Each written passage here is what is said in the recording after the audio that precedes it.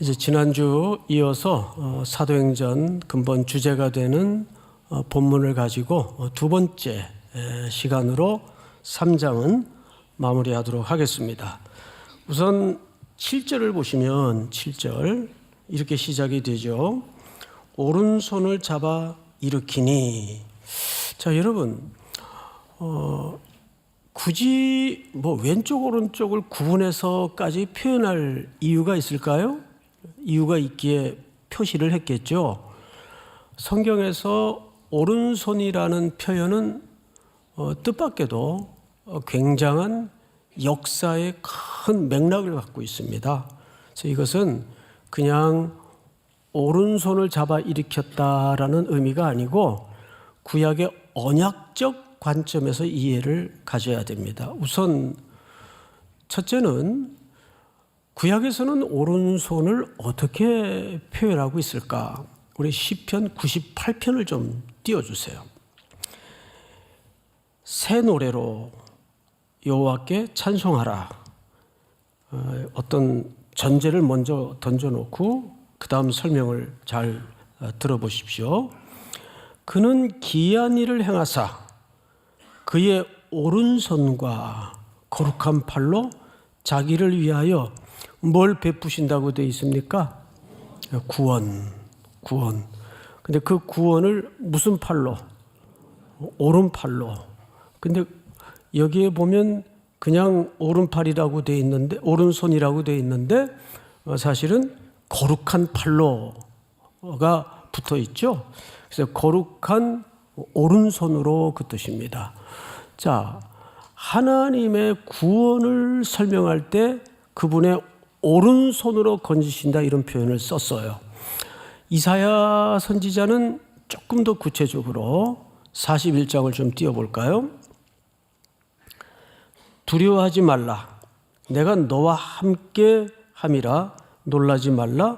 나는 네 하나님이 됨이라. 내가 너를 굳세게 하리라. 참으로 너를 도와주리라. 참으로 나의 무슨 손입니까? 의로운 오른손. 그러니까 하나님의 능력을 나타내고 하나님의 도우심과 하나님의 권능을 표현할 때는 하나님의 의로운 오른손, 또는 시편 기자는 오른손인데 거룩한 팔, 이렇게 표현을 해요. 의로운 오른손으로 너를 붙들리라 보호하신다는 얘기겠죠. 그런데 이것은 하나님 시각에서 오른손입니다. 하나님 시각에서. 13절을 한번 여러분들이 좀 읽을까요? 다 같이 시작. 이는 나 여호와 너의 하나님이 내 오른손을 붙들고 내게 이르기를 두려워하지 말라. 내가 너를 도우리라 할 것임이니라. 네, 하나님이 하나님의 의로운 오른손으로 우리의 어느 손을 붙들겠답니까? 오른손을 붙들겠답니다. 그렇죠? 자, 그런데 이런 맥락을 가지고 우리가 구약에서 특별히 오른손을 얘기할 때는 하나님의 도우심과 보호하심과 구원하심을 설명할 때, 근데 이거는 일관성 있게 언약적 약속의 관점에서 하나님이 말씀하신 내용입니다. 그러니까 하나님의 의로운 오른손이 설명될 때는 굉장한 기대를, 어떤 역사를 안고 있는 약속입니다. 자, 이 시각을 그대로 오늘 본문으로 다시 그 이해를 배경으로 들여다보세요. 7절 이렇게 돼 있어요. 오른손을 잡아 일으키니. 자, 앞을 보실까요? 하필 이 고난 가득한 성전 밖에 던져진 인생의 어느 손을 잡아 일으켰다고 되어 있습니까? 오른손을 잡아 일으켰다고 되어 있어요. 그런데 이사야 41장 10절에도 우리의 어느 손을 붙들겠답니까? 오른손을 붙들겠답니다. 자, 13절을 확인 차원에서 다시 한번 보십시다. 시작. 이는 나 여호와 너의 하나님이 내 오른손을 붙들고 내게 이르기를 두려워하지 말라. 내가 너를 도우리라 할 것임이니라. 아멘. 여기서도 네 오른손을 붙들고 그랬어요. 자, 그러면 지금 성전 미문에 오늘도 하루를 연명기 위해 누군가에 떠매어다 여기 앉혀진 이 슬픔 가득한 인생에 하나님이 무슨 손을 붙잡으신 거예요? 그럼 오른손을 붙잡으시려면 사도들이 오른손을 붙잡았단 말이에요. 그럼 사도들은 왼손으로 오른손을 붙잡았을까요? 마주하고 있는 그림일 텐데 당연히 자연스러운 것은 사도들의 무슨 손으로 붙잡았을까요? 오른손. 그 뭐 왼쪽이든 오른쪽이든 뭐 이걸 그렇게 열을 내서 강조를 할까? 열낼 만한 이유가 있어요. 지금 성전 미문에서 벌어지고 있는 이 퍼포먼스는 사도들의 개인적인 치유 능력이 아니라는 얘기예요. 하나님의 손을 대리해서 사도들의 손길을 통해 한 슬픔 인생을 붙잡아서 무슨 손을? 오른손을. 사도들이 오른손으로. 이 사도들의 내민 오른손에는 누구의 능력이 전달되는 도구일까요? 하나님의 오른손에 구원의 능력이 그 구약으로부터 유유히 흐트러뜨리지 않고 약속되었던 그 구원의 역사가 지금 성전 미문 바깥에서 이 영혼에게, 이 불쌍한 영혼에게 손 내밀어져 하나님을 대신해서 사도들의 손길을 통해 그 장애인의 손을 잡아 일으키는 거예요. 믿습니까? 그러니까 이 성전 밖에서 일어나는 치유의 역사는 간단히 환자가 고쳐지고 아프던 병이 없어지고 이런 치유 사건을 뛰어넘는 큰 새로운 역사의 전환을 얘기하는 거예요.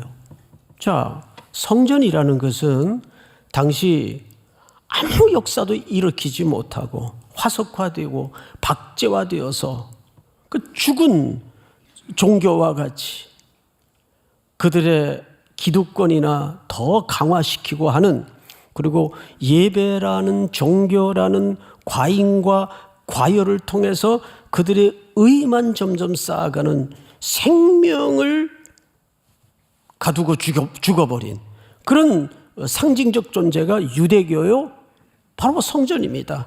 근데 지금 그 한복판에서 이제 새로운 하나님의 구원과 하나님의 생명과 하나님의 능력이 새로운 시대 앞에 열어지고 있다는 것을 큰 메시지로 3장에서 그 앞장 2장에 뭐가 태동이 됐죠? 이 땅에 하나님의 교회 공동체가 오순절 성령 강림의 사건을 통해서 마가의 다락방에서 시작이 됩니다.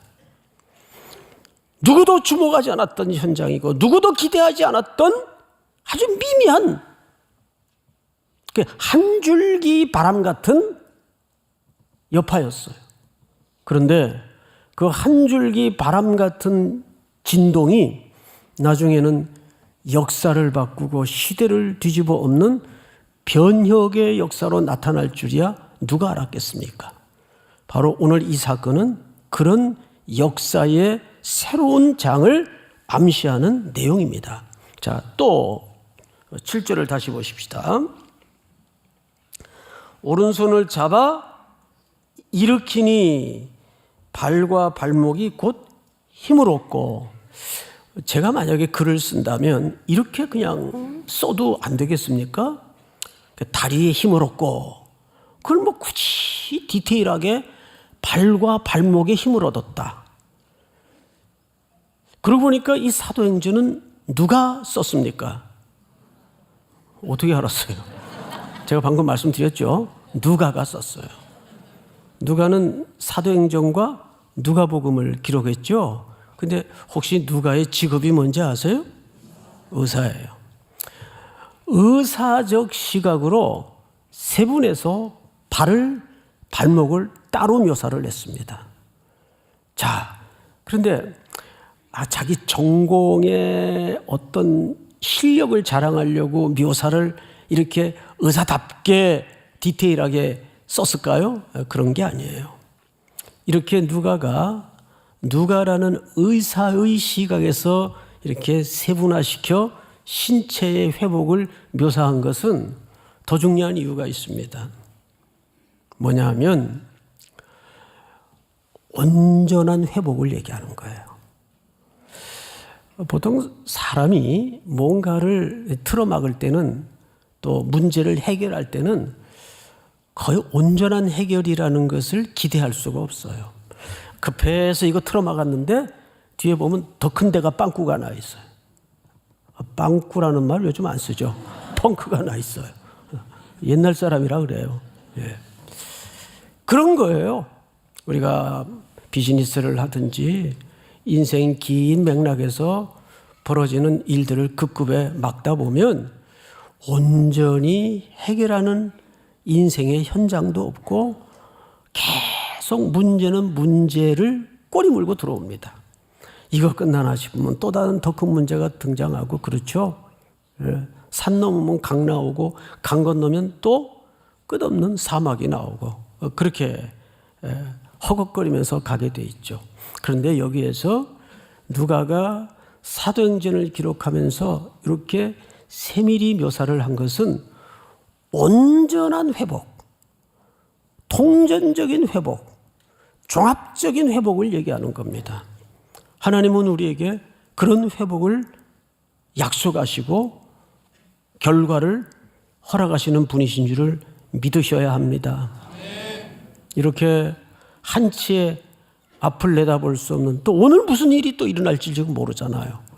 우린 지난 한 주간 동안 밤새 안녕하셨습니까? 라는 말이 정말 새삼스러울 정도로 그런 혼란스러운 한 주를 지금도 보내고 있어요. 어떤 일이 일어날지 몰라요. 이럴 때 우리가 기억할 것은 금요 기도회 때도 말씀을 드렸지만 또 특세 때도 말씀을 드렸지만 타켓이 정해지면 거기 집중해야 돼요. 그리고 그 집중하는 시간을 흐트러뜨리지 말아야 됩니다. 믿습니까? 그러니까 픽스 온이라는 말이 있죠. 히브리서 기자가 쓴 대로 십자가에 달리신 예수를 바라보라. 예수를 바라보라. 낚시하는 분들 이게 뭔지 무슨 뜻인지 압니다. 그 컴컴한 칠흑 같은 어둠 속에 손바닥만한 의자에 앉아가지고 그 찌를 집중하고 있어요. 밤새 아무 소리도 안 들리는데 그런데 뭐 하품하고 화장실 왔다 갔다 하고 그러면 거기가 잡히겠어요? 안 잡히겠어요? 안 잡힙니다. 그래서 집중 그리고 그 시간을 흐트러뜨리지 않는 것 그것이 지금 가장 필요한 성도들의 자세입니다. 그래서 엎드려서 하나님의 해결을 하나님의 주권을 믿고 기도해야 됩니다. 믿습니까? 노래할 수 없는 상황이지만 우리가 찬양을 가불해서 미리 하나님의 승리를 믿고 노래하는 거예요. 믿습니까? 자, 이제 7절을 다시 보세요. 오른손을 잡아 일으키니 발과 발목이 곧 힘을 얻고 뛰어 서서 걸으며 그들과 함께 성전으로 들어가면서 걷기도 하고 뛰기도 하며 하나님을 찬송하니라. 여기 뛰다라는 표현을 썼죠. 뛰다, 서다, 걷다. 이 부분도 사실은 그 환자에게 발생한 완전성의 회복을 얘기하는 거예요. 뛰기도 하고 걷기도 하며 서 있는 이 세 가지 동사를 잘 설명했죠. 여기 뛰다라는 말은 무슨 뜻인가 하면 엑살로마이라는 단어를 썼는데 에크라는 전치사가 합성된 표현이에요. 다시 말해서 뭐로부터 밖으로 솟아오르다. 그러니까 다른 차원으로 들어가는 태도를 얘기하는 거예요. 성경에서는 이 뛰다라는 동사가 여기에 유일하게 딱 한 번 사용된 아주 중요하고도 중요한 표현입니다. 그러니까 이 환자에게 일어난 어떤 지금 상황은 누구도 또 이 환자의 인생 속에도 한 번도 경험하지 못한 새로운 영역으로 들어가는 어떤 경험을 얘기하는 겁니다. 엑살로마이. 성경에서는 여기에 유일하게 쓰여집니다. 자, 그런데 이것이 말하는 의미는 뭐냐 하면 그가 뛰기도 하고 서서 걸으며 누구와 함께 어디로 들어갔다는 얘기를 놓쳐서는 안 돼요. 누구와 함께? 그들은 누굽니까? 사도들입니다. 그리고 어디로 들어갔어요 지금? 성전으로 들어갔어요. 자, 여기 이 지점은 그 시대의 배경에서 암시하는 바가 아주 중요합니다. 여러분, 그 시대는 유대교가 전부예요. 유대교는 종교가 아니라 이스라엘 백성들의 삶 그 자체였습니다. 그리고 그것의 총아가 성전이라는 공간입니다. 그래서 지난주 두 가지 배경을 설명드렸어요. 제9시 기도하는 시간에 시간적 배경과 성전으로 들어가다가 공간이라는 배경에서 벌어진 일이라는 것을 말씀드렸습니다.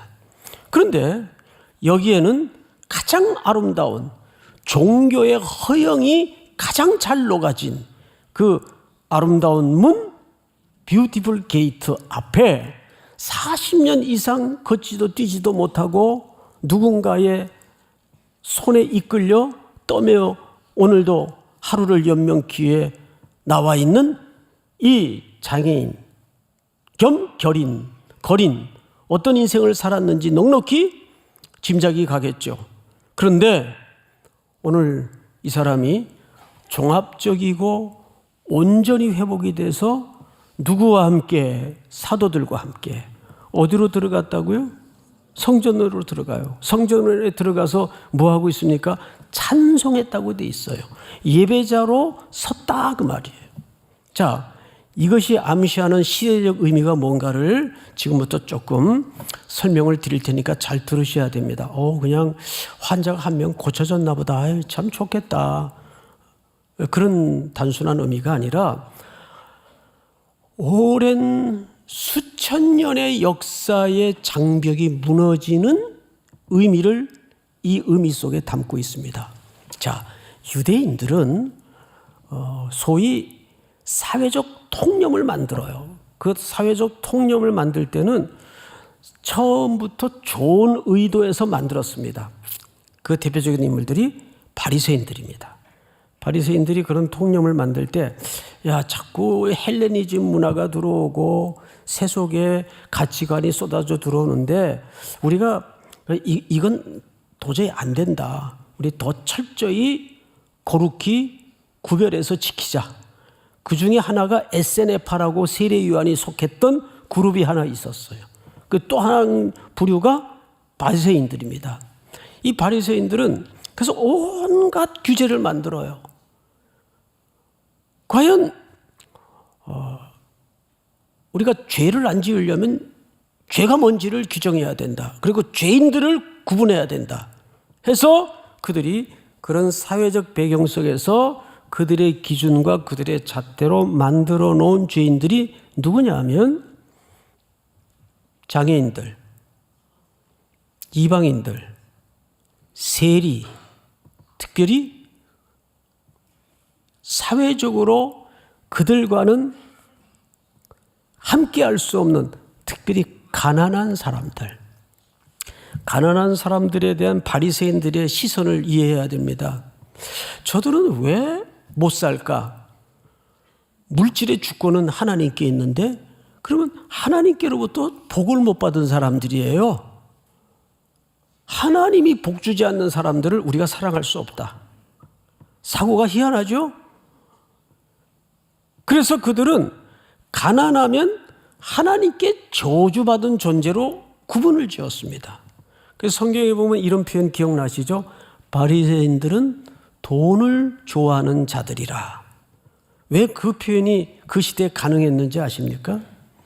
물질의 주권은 하나님께 있기 때문에 하나님이 부자를 만들어서 돈을 많이 갖고 있어야 하나님께 사랑을 많이 받은 자로 이해를 가진 그런 엉뚱한 잣대를 기준을 만들었다 그 말이에요. 그러니까 심지어는 가난한 사람들도 죄인들이었어요.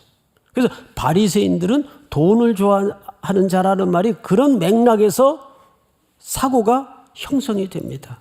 이런 성경이 규정하는 죄인들이 아니라 그 시대와 그 시대에 특별히 전북격인 종교가 규정하는 죄인들이 전부 다 여기에 등장하는 성전 밖에 장애인 겸 거린도 거기에 해당하는 죄인들입니다.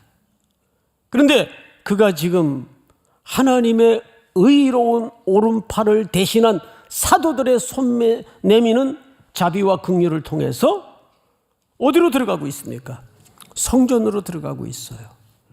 사회적 편견이 무너지고 사회적 담이 무너지는 그런 엄청난 역사를 지금 우리가 이 문자를 통해서 보고 있는 거예요.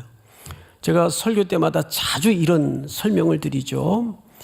한 공동체에 그리고 한 성도의 성숙도는 어디서 그 잣대를 기준할 수 있느냐? 사람을 지위고하를 막론하고 어떻게 대하는 태도에서 그 성숙도를 발견합니다. 그래서 두 가지 시선을 잃어버려서는 안 돼요. 누구도 어떤 존재도 그가 회교권에 살던 어디에 살던 모두는 병들고 이지러졌을 망정 기본적인 전제는 누구의 형상대로 지음받은 존재들입니까? 그렇습니다. 죄가 들어와서 이지러지고 망가졌을 뿐이에요. 그들은 어쨌거나 가난하든 높든 회교에서 태어났던 북쪽에서 태어났던 누구의 형상대로 지음받은 존재들입니까? 하나님의 형상대로 지음받은 존재들입니다. 그래서 두 번째 우리가 잃어버리지 말아야 할 인간에 대한 태도가 있어요. 전부 선교의 대상으로 이해를 하는 겁니다. 거기에서 우리는 아주 디테일한 지혜가 좀 필요해요. 선교적 차원에서. 결국 그들을 누구로 세우기 위해서입니까? 오늘 여기에 등장하는 장애를 가진 한 사람의 희열처럼 성전에 들어가서 예배자로 서서 노래하고 찬양하고 있어요. 예배를 드렸다 그 말이에요. 우리가 미셔널 처치를 지향하면서 항상 이런 설명을 끝에 나누었었어요. 뭐냐 하면 왜 선교를 하느냐? 왜 땅끝까지 나아가야 되는가? 창조주 하나님에 대한 예배를 잃어버리고 누구를 참으로 경배해야 될지 대상을 잃어버린 땅끝의 영혼들을 향해서 그들을 누구로 세우기 위해서 예배자로 우리가 참으로 경배해야 할 대상은 창조주 하나님이시오 우리의 아버지 되시는 하나님을 경배해야 된다. 요한계시록 저 말미에 큰 질문으로 성경책이 끝나지 않습니까? 참으로 경배해야 할 분은 누구이신가? 보좌에 앉으신 하나님과 일찍이 죽임을 당한 어린 양께 있도다. 믿습니까? 우리는 그 두 가지 전제를 놓쳐서는 안 됩니다. 오늘 여기에 보면 자 8절을 한번 볼까요? 뛰어 서서 걸으며 그들과 함께 성전에 들어가면서 걷기도 하고 뛰기도 하며 하나님을 어떻게 합니까? 찬송합니다. 자, 이때 마지막으로 이 광경을 바라본 지극히 일상에서 유대교의 신봉자로 삶을 살던 사람들의 표정을 가만히 들여다보세요. 읽겠습니다. 9절. 모든 백성이 그 걷는 곳과 하나님을 찬송함을 어떻게 했어요? 그래서 보고 봤어요. 이 희한한 경이로운 광경을 지금 보고 있는 거예요. 그러면서 이렇게 얘기를 합니다. 10절.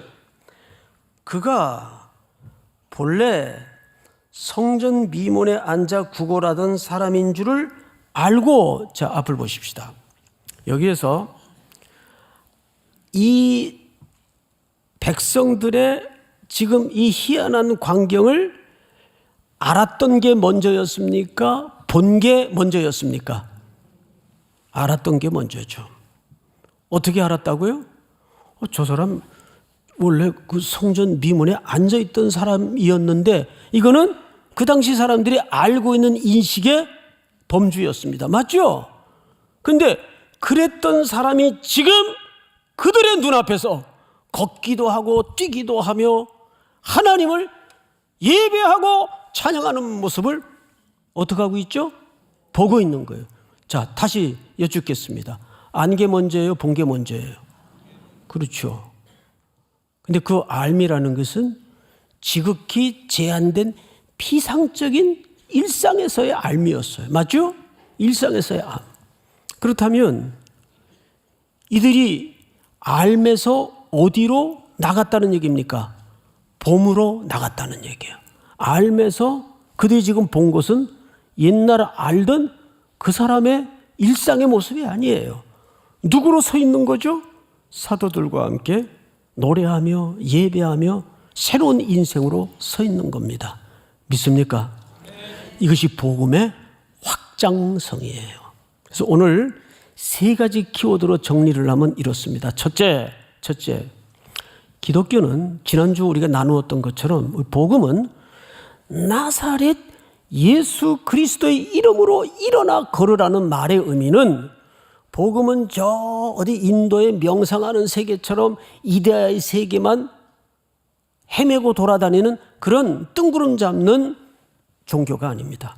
기독교는 그런 의미에서 종교가 아닙니다. 기독교는 바로 예수예요, 생명이에요, 구원이에요, 실체입니다.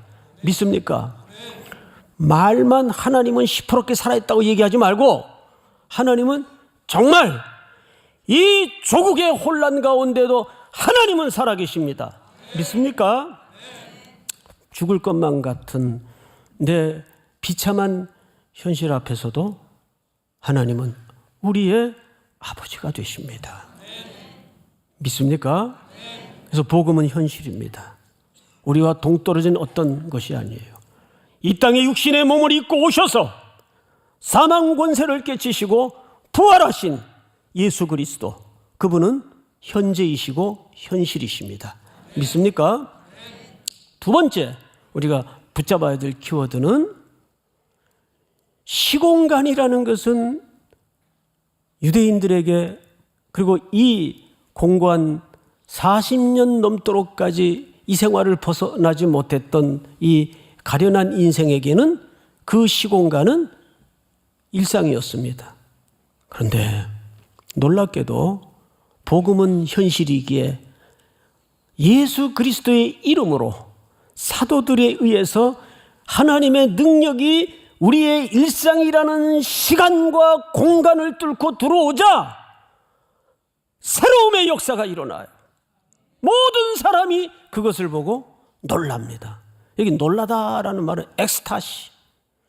이건 설명할 수 없고 논리를 뛰어넘고 질서를 뛰어넘는 하나님만이 드러낼 수 있는 황홀한 경이로움을 얘기하는 거예요. 이게 복음의 확장성입니다. 믿습니까? 그래서 선교는 한 번도 안 가본 사람은 있어도 한 번만 가는 사람은 없어요. 저도 이거 어디 빌린 얘기예요. 마태복음 28장에 보면 세상 끝날까지 너희와 항상 함께 있으리라. 마태복음 첫 장인 1장을 보면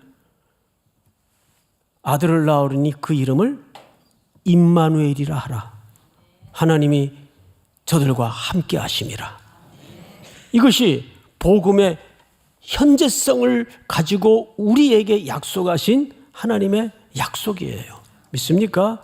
그 약속은 그저 우리의 삶과 동떨어져 혼자 허호로이 돌아다니는 그런 뜬구름 잡는 언약이 아니라 오늘도 우리의 시간 속에, 우리의 공간 속에, 즉 우리의 일상 속에 들어오셔서 역사를 만들어내고 능력을 드러내고 구원하시는 것이 복음의 능력입니다. 시공간의 개혁이에요.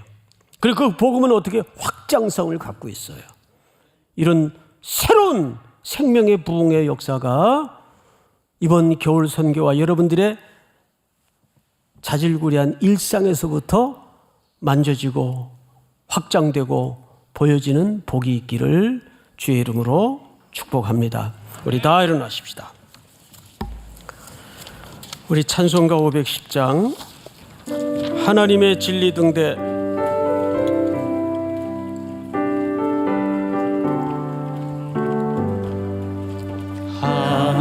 하나님의 진리 등대 길이 빛나니 우리들도 등대되어 주의 사랑 비추세 우리 작은 불을 켜서 험한 바다 비추세 물에 빠져 헤매느니 건져내어 살리세 죄의 밤은 깊어가고 성난 물결 설렌다. 물결 설렌다 어디 불빛 없는가고 찾는 우리 많구나 우리 작은 불을 켜서 험한 바다 비추세 물에 빠져 헤매느니 건져내어 살리세 너의 등불 도두어라 거친 바다 비춰라 빛을 찾아 헤매느니 생명선에 던져라 우리 작은 불을 켜서 험한 바다 비추세 물에 빠져 헤매느니 건져내어 살리세 여러분, 바다에 세워진 등대가 왔다 갔다 하면 모든 거친 파도를 싸우며 헤매이는 배들이 큰일 나죠. 교회는 이 깜깜한 바다에 등대 같은 역할이어야 됩니다. 캄캄할수록 더 빛을 비추어내고 혼란한 이 시대의 영혼들이, 사람들이 정치, 경제, 문화, 국방 어느 영역에서부터 교회를 주목할 수 있어야 됩니다. 교회는 어떻게 행하는가? 오늘 이 말씀이 다시 한번 이 위기가 한국 교회와 한국 사회에 기회가 될 수 있도록 긍휼히 여겨 주시옵소서. 나서부터 먼저 일어나 걷는 은혜를 누리게 하여 주시옵소서. 우리 국가를 위해서, 자신의 공감을 위해서, 또 내일부터 시작되는 2차 특세를 놓고 주여 한번 부른 다음에 통성으로 기도합니다. 주여.